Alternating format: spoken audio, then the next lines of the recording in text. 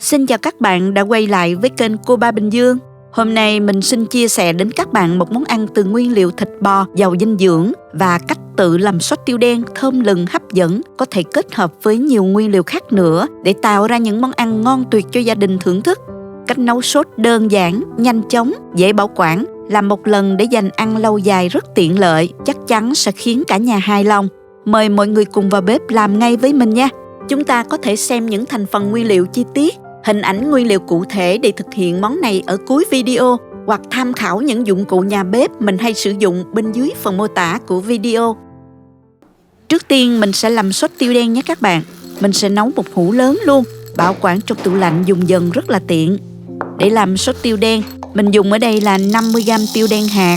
Nếu được thì các bạn mua tiêu đen Phú Quốc, rất là thơm nha. Mình sẽ đem xay tiêu cho nhuyễn ra. Các bạn có thể xay nhuyễn đều hoặc là to to một chút cũng được, tùy thích. Mình xay nhuyễn như thế này nè. Tiếp đó đem đi rang. Mình thấy khi xay rồi mới rang, tiêu sẽ ráo và thơm hơn, giúp bảo quản được lâu hơn đó.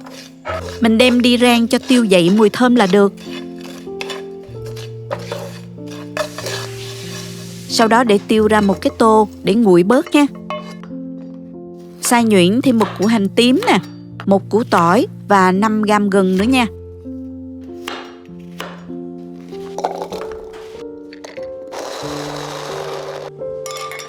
Mình sẽ phi thơm chỗ hành tỏi này.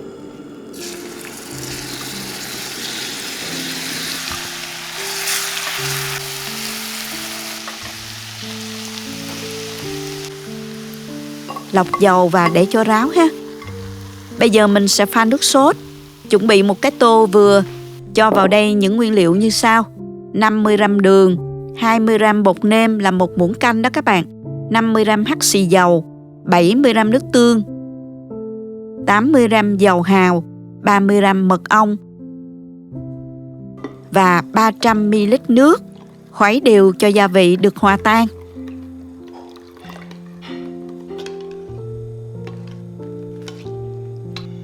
Cho hỗn hợp này vào nồi và nấu sôi cho tan gia vị ha. Khi hỗn hợp sôi thì mình giảm lửa và cho hết chỗ tiêu xay đã rang lúc nãy vào luôn. Vừa trộn nhẹ nhàng cho tiêu hòa tan nè. Rồi mình cho hết chỗ hành tỏi gừng phi lúc nãy vào luôn ha.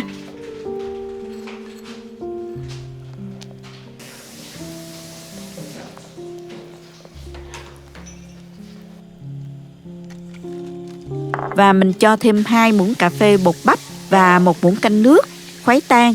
Sau đó thì mình cho từ từ vào hỗn hợp để nước sốt của mình có độ sánh hen các bạn. Mình mở lửa vừa và đun sôi hỗn hợp trên bếp khoảng 2 phút nha.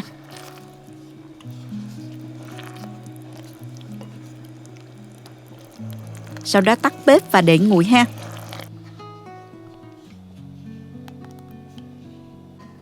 Sốt tiêu đen sau khi nấu xong, để nguội sẽ sánh lại như thế này nha các bạn. Mình cho vào hũ thủy tinh sạch khô và mình bảo quản trong ngăn mát tủ lạnh nha. Mỗi lần nấu ăn thì các bạn chỉ cần lấy ra và xào nấu thôi, rất là tiện luôn.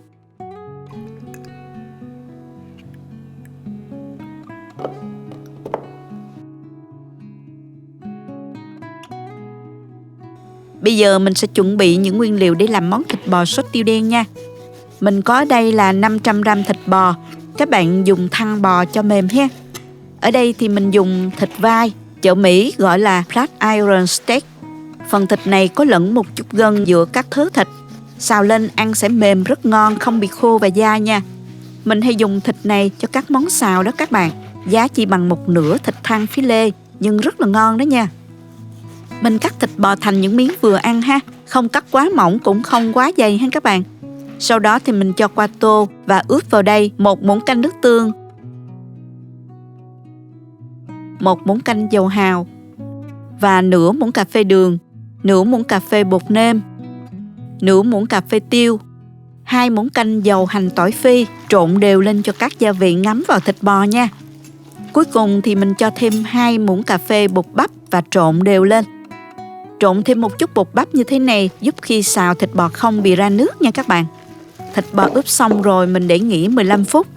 Trong khi đó mình sẽ cắt thêm rau quả để xào cùng nè. Hành tây thì mình cắt múi cau mỏng.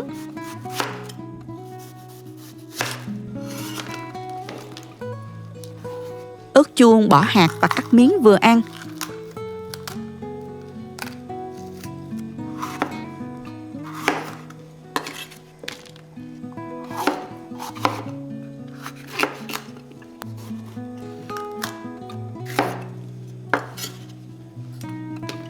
Cắt thêm một ít hành lá nữa cho thơm hết các bạn.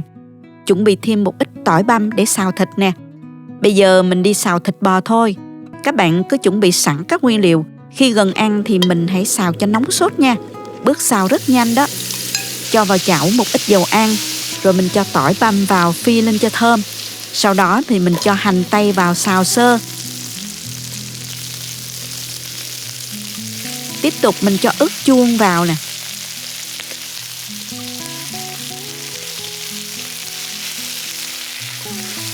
Xào nhanh trên lửa lớn nha các bạn. Nêm thêm 1 muỗng cà phê bột nêm.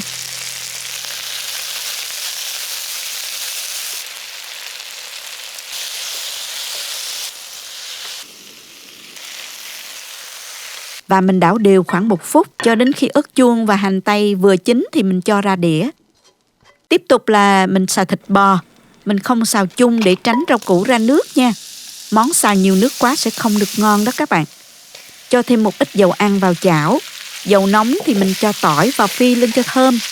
Khi tỏi dậy mùi thì mình cho thịt bò vào và xào trên lửa lớn, đảo vài lần cho thịt chín sơ. Sau đó mình nêm vào đây 3 muỗng canh sốt tiêu đen.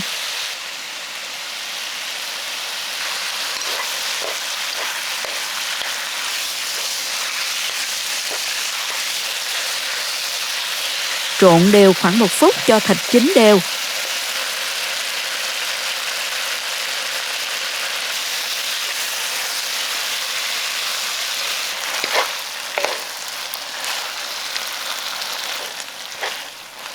Nếu thích thì các bạn có thể nêm thêm nửa muỗng cà phê bột ngọt nữa nhé. Bây giờ thì đã vừa khẩu vị rồi. Mình đảo trên bếp thêm một chút nữa. Xào thịt bò sao cho vừa chín tới. Đừng xào lâu quá, thịt sẽ bị dai không còn mềm ngọt nữa nha. Cho thịt bò ra đĩa nè. Trải lên phần ớt chuông đã xào lúc nãy nha.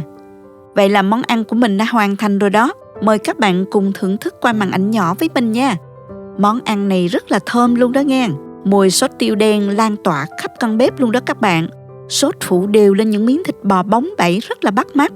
Tuy là món sốt tiêu nhưng vị cay nhẹ vừa phải. Đặc trưng nữa là mùi thơm nồng nàn của tiêu. Thịt bò thì thấm vị, nước sốt vừa vặn. Thịt vừa chín tới mềm ngọt, ăn cùng với cơm nóng rất là ngon đó các bạn. Chúc các bạn thành công với thịt bò sốt tiêu đen nhé. Bạn nào làm thành công nhớ comment cho mình vui với nha. Và có thắc mắc gì thì các bạn nhớ comment bên dưới video nhé. Cảm ơn các bạn đã xem hết video. Nếu thích cách mình chia sẻ, nhớ gửi cho bạn bè cùng xem. Bấm like và đăng ký kênh để xem nhiều món ăn mới của mình. Nếu thấy video thực sự hữu ích, bạn có thể gửi tặng ekip thực hiện 1 ly cà phê bằng nút Super Thanks hình trái tim ngay bên dưới video. Các bạn cũng có thể truy cập website cobabình-dương.com để xem công thức nấu ăn dưới dạng bài viết. Chào tạm biệt và hẹn gặp lại các bạn trong video kỳ tới nha.